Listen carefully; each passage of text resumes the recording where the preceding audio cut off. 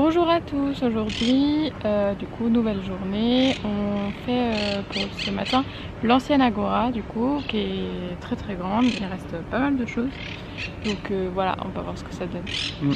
Ça c'est à peu près, je pense, au moins 4 ou 5 fois plus grand que celle qu'on a Qu'on a fait visitée hier. l'autre jour. Il y a des bâtiments qui ont l'air un peu plus... oui, hier, oui. Qui ont l'air plus préservés que d'autres. Là, on a une belle vue sur l'acropole qu'on Oui. a visité l'autre jour, par contre. Et puis là, pour l'instant, on profite qu'il fait 20-25, je pense qu'il fait 25. À l'ombre, ça va. Oh, oui, je pense. Au soleil, ça commence déjà à taper alors qu'il est à peine 9 h. On va visiter ça tout de suite.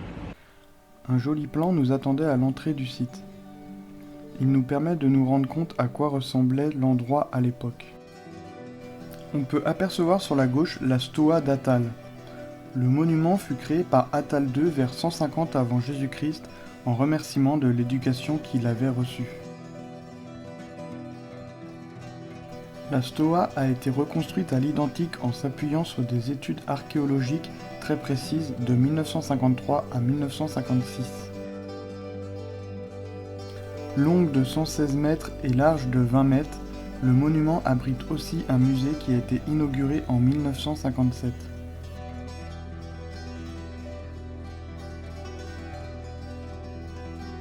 Concernant l'Agora, c'est une ancienne place publique d'Athènes.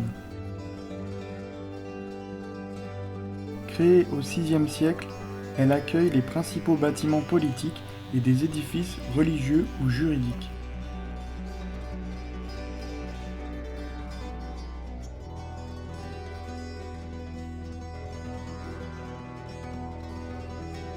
Elle est peu à peu abandonnée pendant la période romano-byzantine.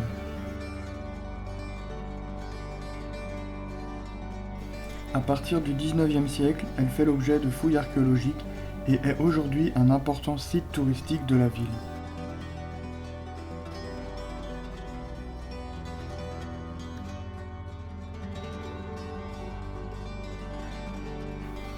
Le temple d'Héphaïstos, situé au nord-ouest de l'Agora, a été construit au 5e siècle avant Jésus-Christ.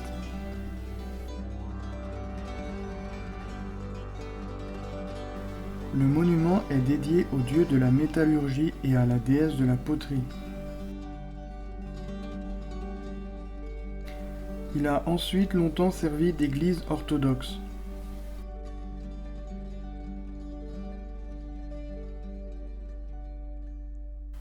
Notre visite de l'Agora s'achève ici.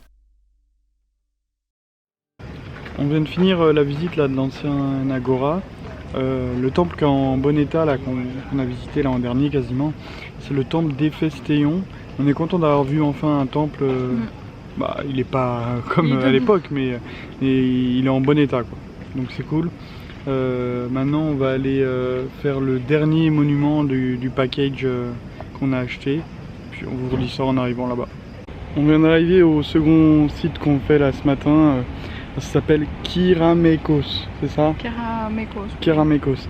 Ça veut dire céramique parce qu'en fait c'était le quartier des potiers à l'époque. Bon, faut qu'on soit motivé parce que le site est en plein cagnard, il n'y a pas une ombre. Je vais vous montrer ça. Donc voilà le site qu'on va visiter. Comme vous pouvez voir, il n'y a pas un poil d'ombre. Mais bon, ça va le faire, Maëlan. De toute façon, on n'a pas le choix, hein. Nous avons commencé par la visite du musée. De nombreuses jolies œuvres et très intéressantes y sont présentes.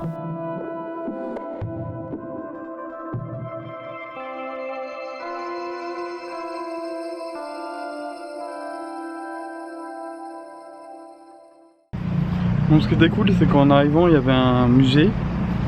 Ça nous a permis de nous mettre un petit peu à l'ombre. Et là, la première partie est un petit peu ombragée, on a été mauvaise langue. Mais bon, les trois quarts sont en plein soleil.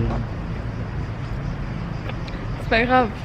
Situé au nord-ouest de la ville d'Athènes, le quartier connu sous le nom de Kyramekos doit son nom à la zone où se trouvaient les ateliers de poterie.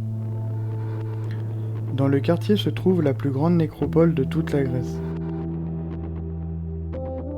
Un grand nombre des stèles ne sont en réalité que des copies, les originaux étant conservés au musée archéologique ou sur place dans le petit musée que nous venons de visiter. L'endroit est plutôt joliment arboré. On est ressorti un peu cet après-midi dans la ville, se balader, voir un peu ce qu'on allait aller voir demain, faire du repérage entre guillemets. Là aujourd'hui ce sera tout pour nous. Et demain du coup on va faire une journée plus découverte de la ville, les choses un peu qu'on a fait au quotidien sans les filmer, que ce soit les quartiers, les repas, restos, ouais. et puis aussi l'appartement qu'on n'a pas fait. En tout cas merci d'avoir regardé la vidéo et puis jusqu'au bout, et puis n'hésitez pas à partager, s'abonner et laisser un pouce bleu. Salut, salut!